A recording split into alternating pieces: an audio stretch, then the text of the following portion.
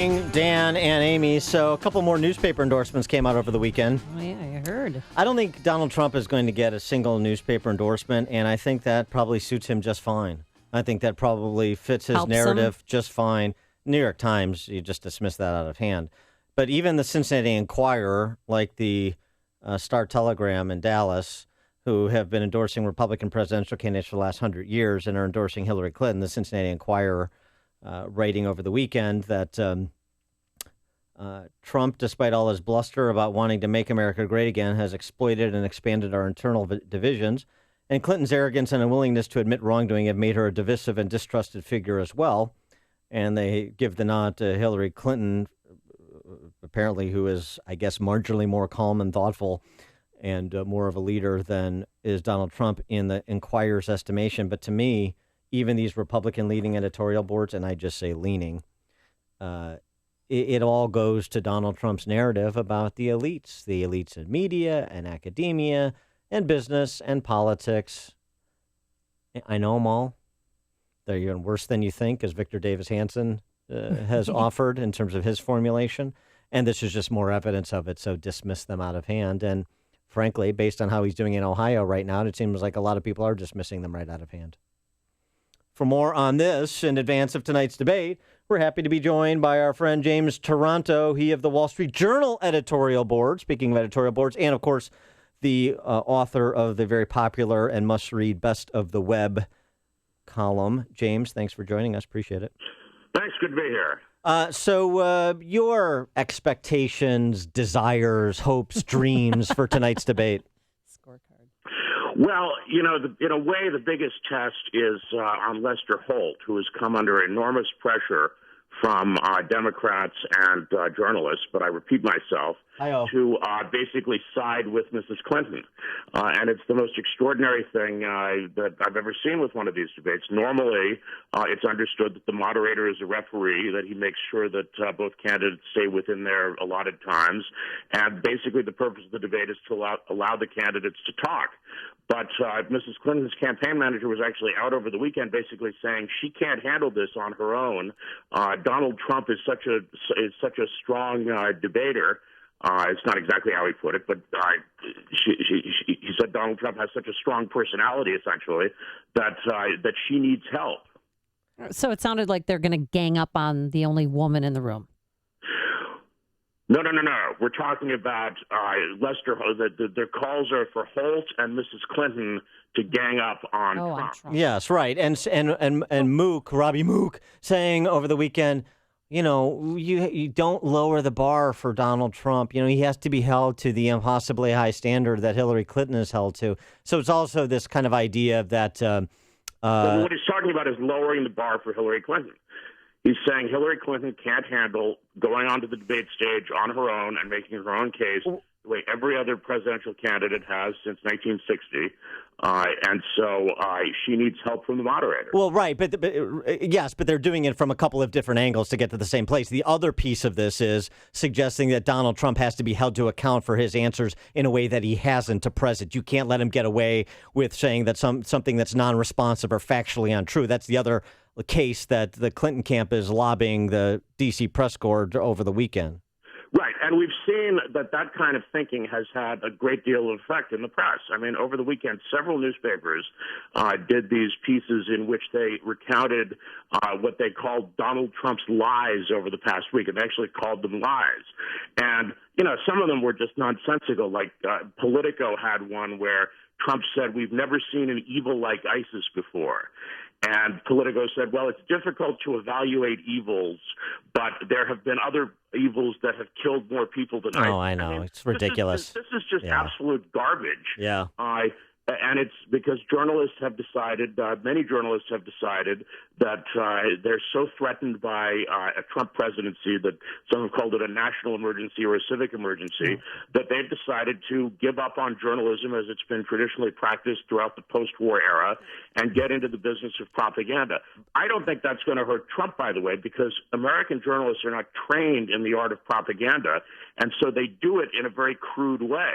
Well, and, so I also don't think Lester Holt is going to go all Jorge Ramos on Trump tonight. But if he does, the other thing is that Trump is not Mitt Romney. Trump, as he demonstrated in the primary, is not going to just sit back and allow Lester Holt to pile on if he perceives that's what he's doing. Well, yes, there's that. And also, the only precedent for this was Candy Crowley's quote-unquote fact-checking something that Romney said during, I forget whether it was the second or the third debate last time.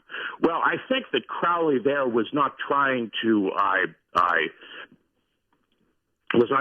tilt things in Obama's favor. I think that she actually just thought she was being helpful. She apparently had been tipped off on this in advance by the Obama team in an email exchange some weeks earlier.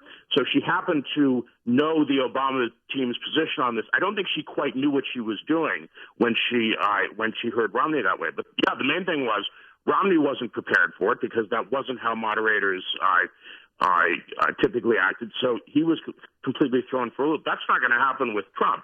Trump is ready if Holt does decide to behave in an adversarial manner. I suspect he's not going to because there's really nothing in it for him either way.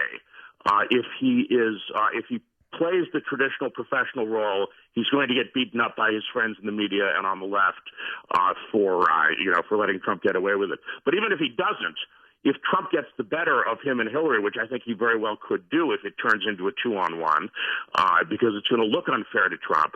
If Trump gets the better of that exchange, then Holt will be faulted for not being vicious enough. It's something of a no-win for him, unless Trump just self-destructs somehow. Do you think, considering what happened on Friday with another email dump, that her emails are going to be brought up during this debate tonight? Well, I should hope so. And, it just amazes me what was in this email dump. We learned that I think it was 5 of Mrs. Clinton's aides had been given immunity. At least 2 of them were then allowed to represent her as her lawyers when she was questioned by the FBI. What kind of investigator grants underlings immunity and then doesn't prosecute the big dog? It makes no sense whatsoever. And then you mentioned in the intro the New York Times endorsement of Mrs. Clinton, which said, her email scandal now looks like something for the help desk. It's just amazing what laughable. What the political class is willing to overlook because they see Trump as such a great threat. Now, on the Trump side, he's rolling into this first debate with a lot of momentum that has been built up over the last several weeks, partly because of what he's done to right his campaign ship, but also I would suggest just kind of events beyond his control throughout the world, like riots in Charlotte and terrorist attacks on the homeland. And then on Friday... Yeah, you notice, by the way, within the space of a week, we had a bombing in Chelsea and riots in Charlotte. Chelsea and Charlotte are the names of Hillary Clinton's daughter and granddaughter. It's like fate doesn't want her to win. It's Chelsea. You're right. Oh, I thought of the Chelsea one, but not the daughter, Charlotte. Nice. It says you get the unique insights from Toronto. There's no question. That's good. Well, also on Friday, though, just in terms of what Trump is doing around things that he can control his campaign, he received and accepted the endorsement of Ted Cruz. He also released an expanded list of possible Supreme Court picks and then committed that his nominees would come from this now completed list that he has presented publicly. What did you make of both of those events in terms of continuing to build the momentum going into tonight? Well, I think the Cruz thing probably helps Trump marginally. I guess I'm not quite sure how many people were looking to Cruz for guidance here. Right. Cruz has a way of making everything he does look like a political calculation. Yeah.